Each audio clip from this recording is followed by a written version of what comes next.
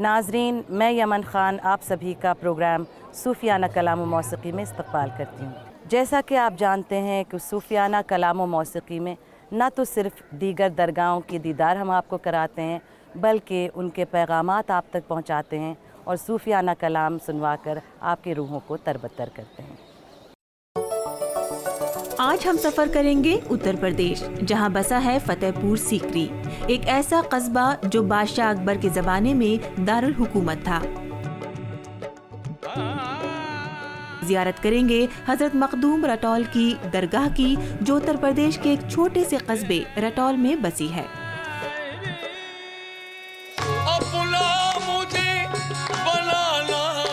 और हामिद साबरी पेश करेंगे खूबसूरत कलाम मुझे अपना बना आका सलीम चिश्ती, हजरत सलीम चिश्ती की नज़र।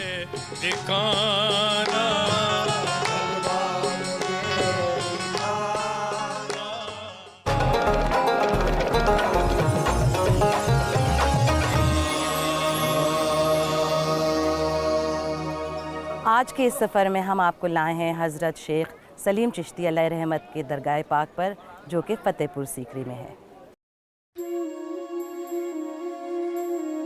जिंदगी के शोरो गुल से दूर हजरत शेख सलीम चिश्ती की दरगाह इतनी पुरसुकून जगह पर है कि यहाँ आके इंसान अपने तमाम गम भूल जाता है। नाजरीन, हजरत सलीम चिश्ती रहमतुल्लाह अलैह की दरगाह पे आकर यहाँ के रूहानी माहौल को देखकर मालूम होता है कि अकबर बादशाह नंगे पांव अपनी मुराद मांगने क्यों आए। जी हाँ, इसी दर पे आके अकबर बादशाह की भी मुराद पूरी हुई। दुनिया के कोने कोने से लोग आते हैं और अपनी मुरादें पूरी पाते हैं। जो मुराद दुनिया के किसी भी दौलत से हासिल नहीं हो सकती, वो मुरादें इसी दर पे आके पूरी हो जाती हैं। तो आइए चलते हैं हजरत सलीम चिश्ती रहमतुल्लाह अलैह की दरगाह की जियारत पर। नाजरीन, आज हमारे दरमियान मौजूद हैं पीरज़ादा रईस मियाँ चिश्ती साहब, जो कि हज़रत सलीम चिश्ती अलैहि रहमत के दरगाह के सज्जादा नशीं हैं। आज हम उनसे कुछ अहम बातें मालूम करते हैं। तो रईस मियाँ साहब, सबसे पहले तो बहुत बहुत शुक्रिया, बराए करम हमारे को कुछ हज़रत सलीम चिश्ती अलैहि रहमत के ज़िंदगी के बारे में कुछ अहम बातें सुनाइए। आपकी पैदाइश हिंदुस्तान में हुई थी, दिल्ली में, सराय जिंदा पीर अलाउद्दीन जिंदा पीर दिल्ली में हुई थी। बाकी वक्त आपका सियाहत में गुजरा। हिंदुस्तान सरहिंद गए, अरब गए, बगदाद शरीफ गए, एक मतलब 18 साल रहे अरब में, आखिर में 24 साल हरम शरीफ में रहे। और सरवर कायनात के हुक्म पर शाम के हज़रत इब्राहीम अरब से बैत की, खिलाफत मिली। वहाँ से लौटे, बगदाद शरीफ में हज़रत शेख अब्दुल क़ादिर जीलानी हसनी हुसैनी पीरान पीर दस्तगीर ने अपनी औलाद को बशारत दी कि मेरे सलीम को मेहमान रखो और इनकी अमानत इनके सुपुर्द कर दो। यानी हज़रत बड़े पीर दस्तगीर का चोगा जो था वो आपको इनायत हुआ और ख़ानदानी खिलाफत मिली कादरी सिलसिले की। वहाँ से लौट कर आप सीधे पाकपटना शरीफ अपने दादा की आए, बाबा फरीदगंज शहर में। वहाँ चिल्लाकश थे कि बाबा फरीद ने अपने सज्जाद नशीन पीर इब्राहीम फरीद सानी को बशारत दी कि मेरे सलीम को अब ख़ानदानी खिलाफत दो और मेरे गले का जो पटका है इसके गले में डाल दो और ये कहो कि जहाँ से हुक्म हुआ वहीं जाओ। यानी सरकार ने हुक्म दिया था कि सीकरी की पहाड़ी पर जाकर तबलीग इस्लाम करो। फिर आप यहाँ आ गए। ये एक वीरान जगह थी, दरिंदों के रहने की जगह थी। और सीकरी से जो करीब में है, जिसकी हिस्ट्री फतेहपुर से 1000 साल पुरानी है, सिकरवाट ठाकुरों ने किया। वहाँ से लोग आते थे, पत्थर लेने चले जाते थे। उन्होंने आपको देखा और कहा कि गांव चलिए, लेकिन आप नहीं गए। कहा कि दरिंदे अपना काम करेंगे, हम अपना काम करेंगे। सुबह के देखा उन्होंने तो 2 शेर आपके पास बिल्कुल पालतू जानवरों की तरह बैठे हुए थे। ये शोहरत हुई, होते होते अकबर तक पहुंची। जलालुद्दीन मोहम्मद अकबर आज़म 28 साल की उम्र हो गई थी, मारे मारे फिर रहे थे, लेकिन कोई औलाद नहीं थी। हज़रत की खिदमत में आए, आपने फरमाया कि अल्लाह आलिम दाना है, जब कोई वक्त होगा औलाद हो जाएगी। लेकिन इनके सबसे छोटे बेटे जो पालने में लेटे हुए थे, चिरागुद्दीन चिश्ती उर्फ बाले मियाँ, उन्होंने कहा कि उन्हें गोयाई की अता हुई। उन्होंने कहा कि बादशाह एक साइल की हैसियत से आया है, उसे कुछ दे दीजिए। जैसा कि अल्लाह के रसूल ने हज़रत अली से फरमाया कि अली घोड़े पे क्यों ना सवार आए, साइल उसे कुछ दे दो। आपने फरमाया कि जब वक्त होगा, देखिए मुबहम नहीं है, जो कुछ कहना है कह दीजिए। तब आपने कहा बादशाह, एक तारीख़ में यही अल्फाज है, मैं अर्ज़ कर रहा हूँ, तू बादशाह एक बेटा लेने आया, अल्लाह ताला तुझे 3 बेटे देगा। अब दूसरा काम अकबर ने ये किया कि पैदल मन्नत मानी थी, फतेहपुर सीरी से पैदल अजमेर शरीफ कदम बोसी हो गया गरीब वहाँ से। अकबर जैसे लोग बेपड़ा रखा आदमी कहते हैं, लेकिन अकबर बहुत बड़ा आदमी था, उस पर फ़कीरों का साया था, ख़ानदान चिश्तिया की उस ग़ुलामी पे उससे फ़ख्र था। उसने कहा मैं पहले लड़के को आप ही की ग़ुलामी में डाल दूँगा। आपने फरमाया कि जा, उसे हमने अपना हम नाम किया, नाम सलीम रख दिया गया पैदा होने से पहले। सिलसिला चिश्तिया में बाकायदा अकबर आज़म हज़रत शेख सलीम चिश्ती के हाथ पे बैत हो चुके थे। फरमाया कि अच्छा, सलीम की पैदा होने में अकबर की खुशी की इंतहा नहीं थी। कहा कि इस पहाड़ी को आरास्ता किया जाए। आरास्ता का मतलब इतना खूबसूरत शहर बना, इतना अजीम शान शहर बना कि 16 साल तक ये हिंदुस्तान का कैपिटल रहा। बहुत बहुत शुक्रिया आपका, बहुत बहुत इनायत। आप आए, बहुत बहुत शुक्रिया। नाजरीन, तो ये थे हमारे साथ पीरज़ादा रईस मियाँ चिश्ती साहब, और अब वक्त हो गया है एक वक्फे का। फिर मिलते हैं ज़रा ही देर में। सुनेंगे खूबसूरत कलाम हज़रत सलीम चिश्ती की नज़र मुझे अपना बना आका सलीम चिश्ती, एक छोटे से वक्फे के बाद।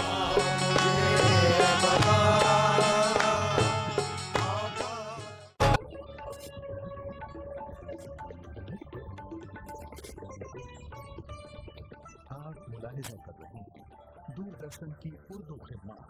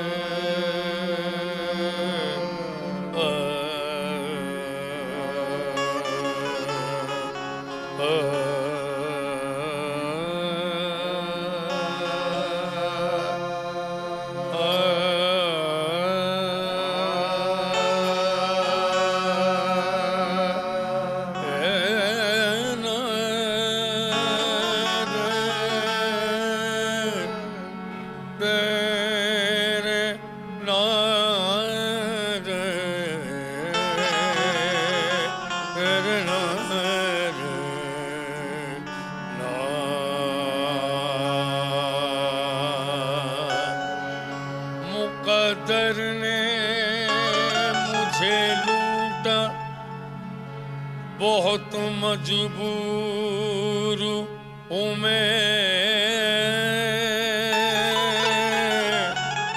मुक़द्दर ने मुझे लूटा, बहुत मजबूर हूँ मैं। तुम्हारी चश्मे इनायत से बहुत दूर हूँ मैं। जो मैं ऐसा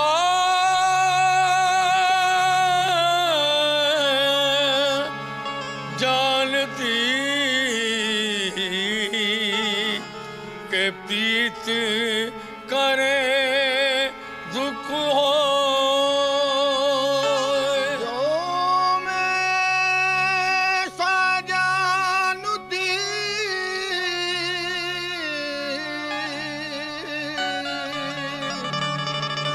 प्रीत किए दुख हो। कर ढिंढोरा पीटती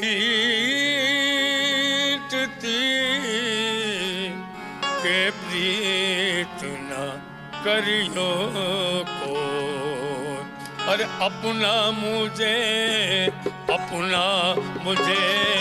बनाना, अपना मुझे बनाना।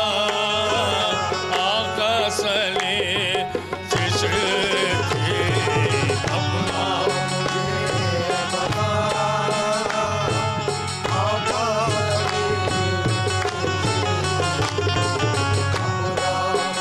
मेरे मौला सले अपना, ओ मेरे आका सले अपना।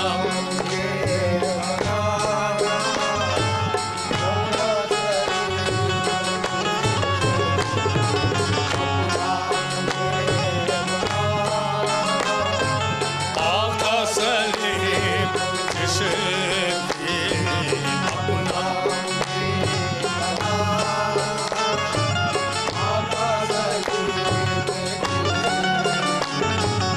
अपना मुझे बनाना, आका सलीम चिश्ती अपना।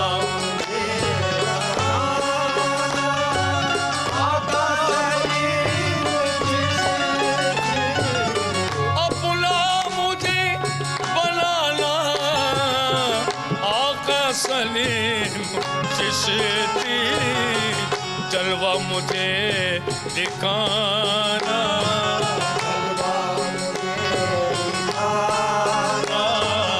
आका सलीम चिश्ती। जलवा मुझे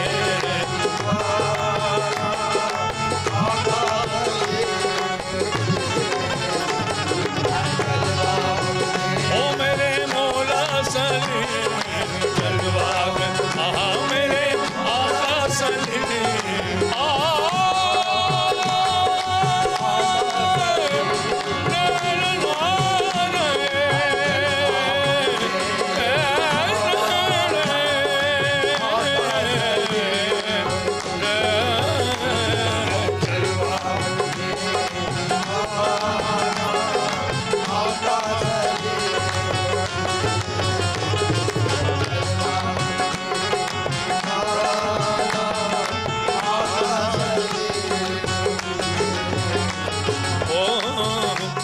से तमन्ना दर पे बुलाएगा।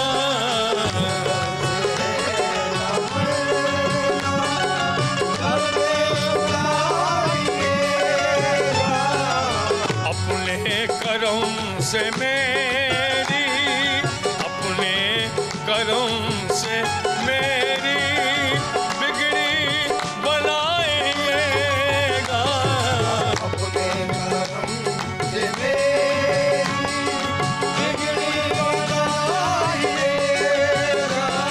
अरे किस्मत मेरी जगाना, किस्मत मेरी जगाना। मौला सलीम चिश्ती जलवा मुझे दिखाना, जलवा मुझे दिखाना। मौला सलीम चिश्ती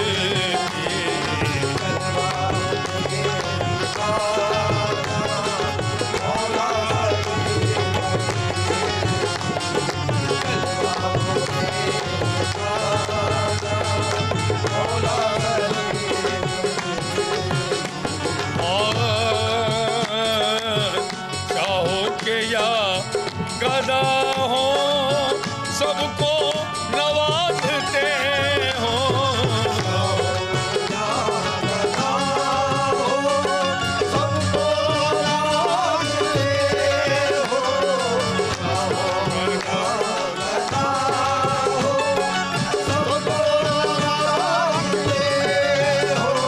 और प्यारे नबी का सदका हर एक को बांटते हो।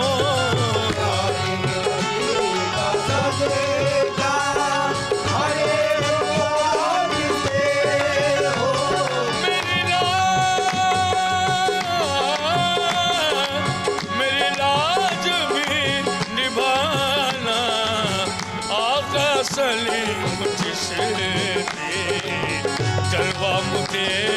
दिखाना, जलवा दिखाना आका सलीम चिश्ती।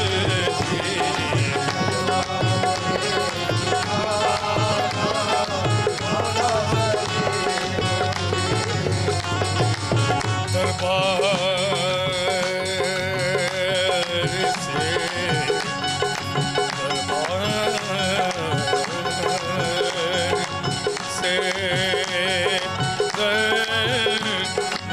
से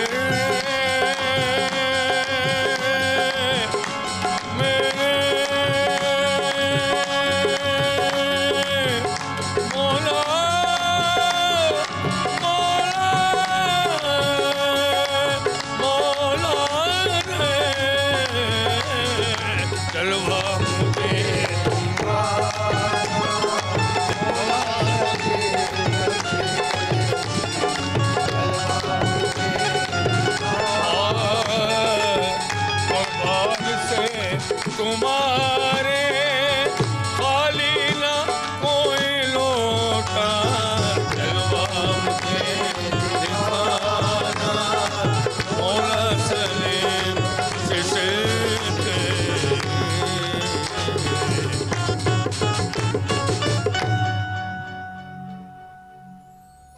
प्रोफेसर साहब, हज़रत सलीम चिश्ती चिश्तिया सिलसिले से ताल्लुक़ रखते हैं। आप हमें ये बता सकेंगे कि हिंदुस्तान में चिश्तिया सिलसिले की क्या अहमियत है? जैसा कि हम जानते हैं कि चिश्तिया सिलसिले की शुरुआत जो है हिंदुस्तान में हज़रत मोइनुद्दीन चिश्ती रहमतुल्लाह अलैह से उसकी इब्तिदा होती है। अगरचे इसका ताल्लुक़ अफ़गानिस्तान में हेरात के नज़दीक एक छोटा सा कस्बा है जिसको चिश्त कहा जाता है, और इनके आबा व अजदाद में हज़रत अब्दुल वदूद चिश्त रहमतुल्लाह अलैह थे, और उसी उन्हीं के नाम से चिश्तिया उस मकाम के नाम से ये सिलसिला चिश्तिया कहलाता है। और इसकी बुनियाद हिंदुस्तान में हज़रत ख्वाजा गरीब नवाज़ रहमतुल्लाह अलैह ने डाला, और उसके बाद उन्होंने अपने खुलफ़ा को दिल्ली में और मुख्तलिफ़ मकामात में उनको तबलीग व हिदायत और रुश्द व हिदायत के लिए भेजा। और हम देखते हैं कि हज़रत ख्वाजा निज़ामुद्दीन औलिया रहमतुल्लाह अलैह ने इस सिलसिले को और ज़्यादा आगे बढ़ाया और मशरक़ी हिंदुस्तान में बंगाल में भेजा, और उनके खलीफा हज़रत नसीरुद्दीन चिराग़ दहलवी रहमतुल्लाह अलैह ने दक्कन की तरफ अपने खुलफ़ा को भेजा। सूफियाना कलाम व मौसीकी में वक्त आ गया एक छोटे से वक्फ़े का। मिलते हैं बस थोड़ी सी देर। वक्फे के बाद गुफ्तगू करेंगे डॉक्टर मिराजुद्दीन अहमद साहब से, जो हमें बताएंगे हजरत मखदूम रटौल के बारे में।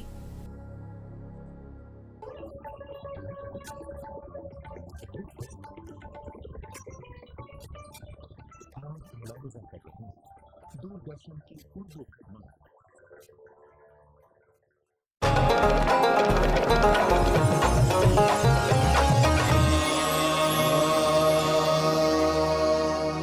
नाजरीन, सूफियाना कलाम व मौसीकी में आपका फिर खैर मक़दम है। अब हम मौजूद हैं हज़रत मखदूम रटौल अलैहि रहमत की दरगाह पर।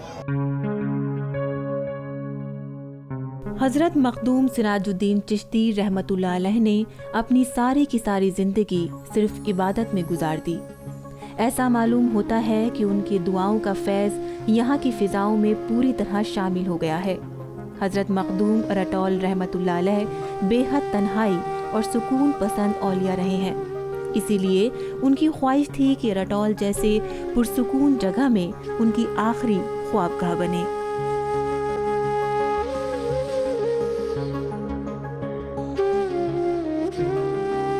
नाजरीन, हमारी बड़ी खुशनसीबी है कि आज हमारे दरमियान डॉक्टर मिराजुद्दीन अहमद साहब तशरीफ़ फरमा हैं। आप हज़रत मखदूम सिराजुद्दीन चिश्ती अलैहि रहमत के दरगाह के सज्जादा नशीं हैं। आदाब डॉक्टर साहब, सबसे पहले तो आपका बहुत बहुत शुक्रिया कि आप अपना कीमती वक्त निकाल के हमारे पास आए। हज़रत मखदूम सिराजुद्दीन चिश्ती अकबर के दौर के एक बुज़ुर्ग हैं, और हज़रत जलालुद्दीन चिश्ती पानीपती के खलीफा हैं। और सबसे बड़ी बात यह है कि ये रटौल रहे, फिर उसके बाद आखिरी दिनों में लोनी एक कस्बा है गाज़ियाबाद में, दिल्ली के करीब, वहाँ थे। वहाँ इनका इंतकाल हुआ, मगर इनकी वसीयत ये थी कि मुझे रटौल में ही दफनाया जाए। बहुत ज़ोर लगाया गया, लोगों ने काफ़ी कोशिश की, जनाजा नहीं उठा। आखिरकार रटौल के 2-3 लोग गए और वो जनाजा लेकर यहाँ ले आए। जब से ही इनकी मान्यता बहुत ज़बरदस्त बढ़ती चली गई, शोहरत बढ़ती चली गई। हज़रत मखदूम सिराजुद्दीन चिश्ती अकबर के दौर के बुज़ुर्ग माने जाते हैं, क्योंकि जो उस ज़माने में मज़ार बना तो वही आर्किटेक्चर था जो अकबर के दौर का था, और बहुत से लोगों ने इसकी बात की कई जगह से तस्दीक भी हुई। सांग एक दौर जैसे गांव में किस्से होते थे, उसी तरह का एक मशहूर सांग होते हैं, और बड़ा लोग ग्रामीण जनता बहुत पसंद करती है। आम गांव के लोग उसे बहुत ज़ोरदार तरीके से पसंद करते हैं और कहते हैं कि वो सांग के बगैर सब उर्स ही नहीं होता। अच्छा, कव्वालियाँ होती हैं, शीश महल में कव्वाली होती है, यहाँ होती है। इस मज़ार की खूबी यह है कि यहाँ चारों तरफ के लोग, जिसमें मुस्लिम कम होते हैं, गैर मुस्लिम ज़्यादा होते हैं, अक़ीदत रखते हैं, और आपसी भाईचारा, मेल मिलाप, मोहब्बत का पैगाम पूरी चारों तरफ जाता है। ये एक धरोहर है हिंदुस्तान की, जहाँ से पैगाम मोहब्बत हर वर्ग के लिए, छोटे बड़े के लिए जाता है। इसलिए ये पॉपुलर हुआ। हज़ारों आदमी यहाँ उर्स के दौर में होता है। ये बुज़ुर्गों की एक विरासत है रटौल, मैं समझता हूँ, और इसका पैगाम जो मोहब्बत का है वो पूरी दुनिया में जा रहा है। डॉक्टर साहब, हमने ये भी सुना है कि यहाँ उर्स का तमाम इंतज़ाम और उर्स में काम करने वाले ज़्यादातर हिंदू होते हैं। जी बिल्कुल, बेशक।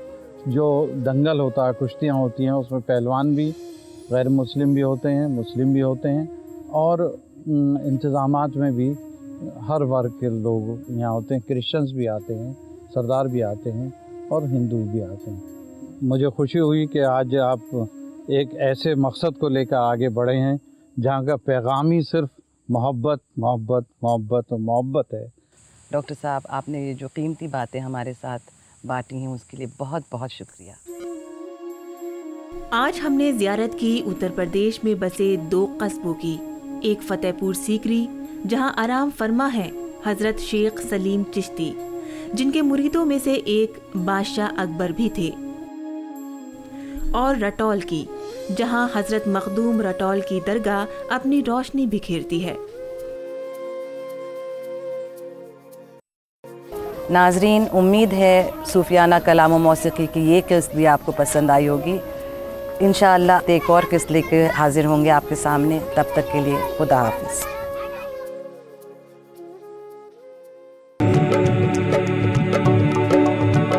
हम आपको लेके चलेंगे जमीन की जन्नत के सफर पर, कश्मीर।